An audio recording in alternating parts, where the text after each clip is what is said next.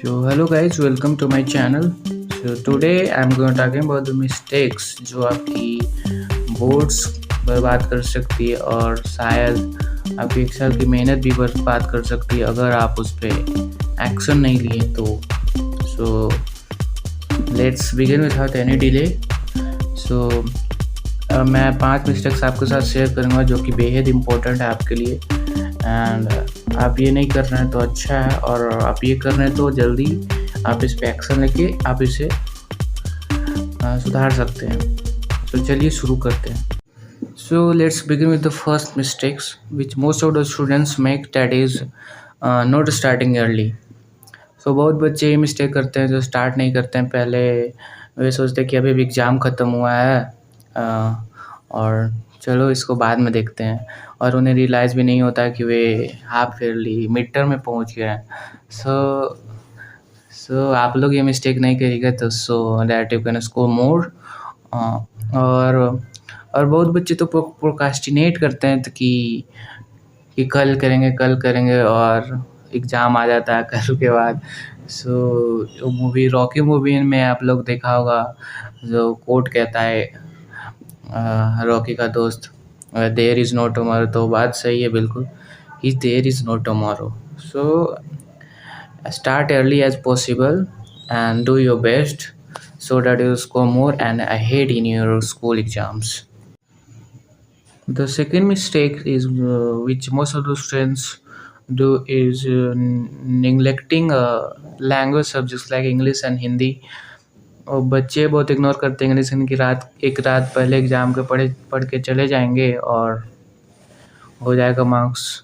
और कुछ बच्चे स्कोर्स भी कर लेते हैं. No doubt you can score English and literature, but grammar can up your score and down. So grammar को हल्के में नहीं लेना चाहिए. मैंने हल्के में लिया था एग्ज़ाम में, मेरे मार्क्स कम आ गए थे उसके चलते.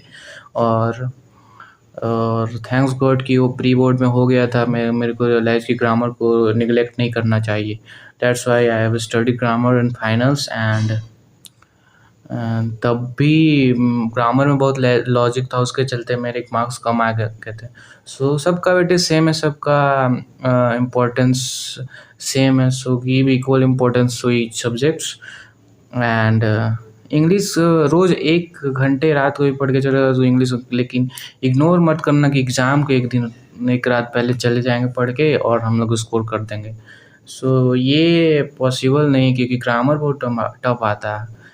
टफ आएगा तो ग्रामर आपको कोई नहीं बचा सकता, आप तुक्का ही मारोगे सिर्फ. सो आप ग्रामर पढ़ के चले जाइएगा और इंग्लिश कवर हो जाएगा आपका. तो चलते हैं थर्ड मिस्टेक्स पे. The third mistakes is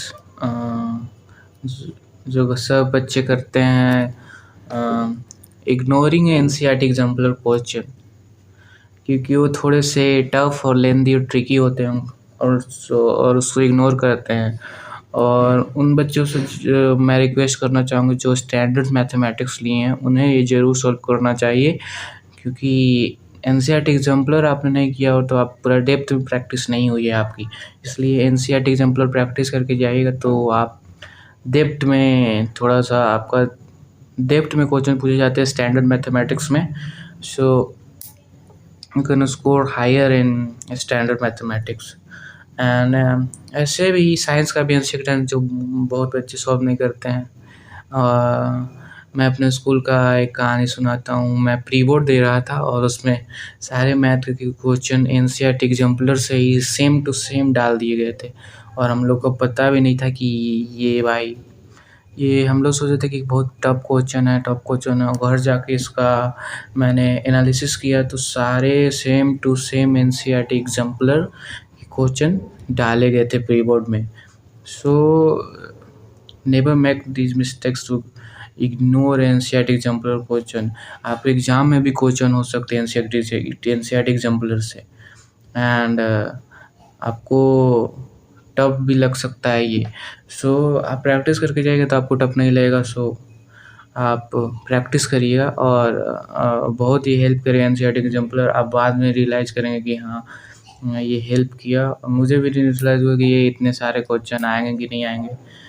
so मैंने फाइनल में पढ़े थे और मुझे बहुत सारी हेल्प किया था मैथ्स में तो बहुत हेल्प करता है ये। सो आप प्रैक्टिस कर सकते हैं, बेसिक मैथमेटिक्स वाले नहीं कर सकते और साइंस सब बच्चे प्रैक्टिस करते हैं। साइंस तो ओवरऑल के लिए सेम ही है।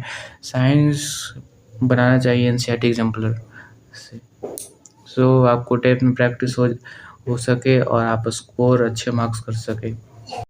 सो फोर्थ मिस्टेक जो मोस्ट ऑफ द स्टूडेंट करते हैं कि सैम्पल पेपर सॉल्व नहीं करते हैं। सैम्पल पेपर सॉल्व करके जाना बहुत इम्पोर्टेंट है जो जिनका बोर्ड्स है इस बार, क्योंकि वो टाइम मैनेजमेंट इम्प्रूव करता है।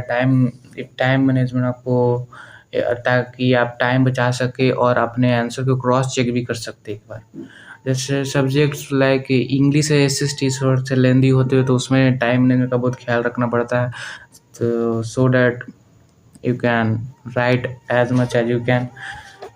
और बच्चे को टाइम नहीं मिलता है अगर वो सॉल्व करके नहीं जाता है तो आपको, और पहला बोर्ड एग्जाम में पैनिक भी होता है बच्चा, सो आपको टाइम लगेगा। आप प्रैक्टिस करके नहीं जाओगे सैम्पल पेपर तो आप उन बच्चों से उन बच्चों में जो सॉल्व करके जा रहा है जो उनके कंपैरिजन में आपको टाइम ज़्यादा लगेगा। जो आप सॉल्व करके नहीं जाएंगे तो आपकी टाइम टाइम नहीं बचेगी क्रॉस चेक करने के लिए आंसर आपका। सो बहुत इम्पोर्टेंट है सैम्पल पेपर सॉल्व करके जाना, और सैम्पल पेपर सॉल्व नहीं किया तो आपको टाइम ज़्यादा लगेगा और आपके आंसर भी छूट सकते हैं। और इंग्लिश में तो खास करके छूटता है। इंग्लिश क्या है कि इंग्लिश बहुत लेंदी पेपर होता है। लेंदी आ गया तो आपको बहुत मेहनत करना पड़ेगा अगर आपने सैम्पल पेपर सॉल्व नहीं किया। चलो मूव करते हैं अपने पाँचवें मिस्टेक्स पे। पाँचवें मिस्टेक जो बच्चे करते हैं वो एनालिसिस नहीं करते हैं एग्ज़ाम देने के बाद। एग्ज़ाम देने के बाद जैसे प्री बोर्ड होते हैं, हाफ ईयरली होते हैं, एग्ज़ाम में आप एनालिसिस नहीं करते हैं क्वेश्चन का। जो क्वेश्चन छूट गया, जो क्वेश्चन गलत हो गया और वो क्वेश्चन बाद में रिपीट होंगे बोर्ड्स एग्ज़ाम में, तो आपको याद आएगा कि हाँ मैंने क्वेश्चन किया था लेकिन अब ये बन नहीं रहा है। सो आपको एनालिसिस करना बहुत मिस्टेक है ताकि आप इम्प्रूव कर सकें अपना मार्क्स। इम्प्रूव कर सकें आपकी एफिशिएंसी। आप एक बार बना लेंगे उसको तो आपको माइंड में रहेगा और आप ये बना सकते हैं क्वेश्चन। और एक और मिस्टेक जो बच्चे नहीं करते हैं, जो बच्चे करते हैं केस स्टडी सॉल्व नहीं करते हैं। केस स्टडी में लगभग 2-3 साल से कॉम्पिटेंसी बेस्ड 50% आ रहा है, 50% में कॉम्पिटेंसी बेस्ड में केस स्टडी आ रहा है। 12 लगभग if I am not correct 10 to 12 number का केस स्टडीज आ रहा है। और बच्चे केस स्टडी में बोलते हैं भैया केस स्टडी में फंस गया, केस स्टडी में मेरा 5 नंबर कट गया। तो केस स्टडीज इम्प्रूव करने के लिए आपको केस स्टडी सॉल्व करना पड़ेगा। जैसे मैथ और साइंस में जरूर केस स्टडी सॉल्व करना है, या पैराग्राफ तो सोशल साइंस में आता है। पैराग्राफ दे देते आपको, नीचे क्वेश्चन पूछ लिए जाते। लेकिन मैथ में केस स्टडी नहीं सुन के तो आपको 12 नंबर मतलब अगर 2% नंबर केस स्टडी से कट सकता है आपने प्रैक्टिस नहीं किया तो। सो आप लोग केस स्टडी प्रैक्टिस कर सकते हैं। बहुत सारे सोर्सेज मटेरियल है, आप लोग जानते ही होंगे, इतना ऑनलाइन हो गया सब ज़माना। मार्केट आप लोग ले सकते हैं केस स्टडी सैम्पल पेपर कहीं से भी ले सकते हैं ऑनलाइन से, फ्लिपकार्ट, मिंत्रा, मीशो, कहीं से भी ले सकते हैं, चाहे Amazon. So let's wrap this video. If you want a video on another topic then comment the topic and मैं उस पर वीडियो बना दूंगा और आप उससे मदद ले सकते हैं। And so that's pretty much about it. Hope it helps. Thank you for watching my video and thanks.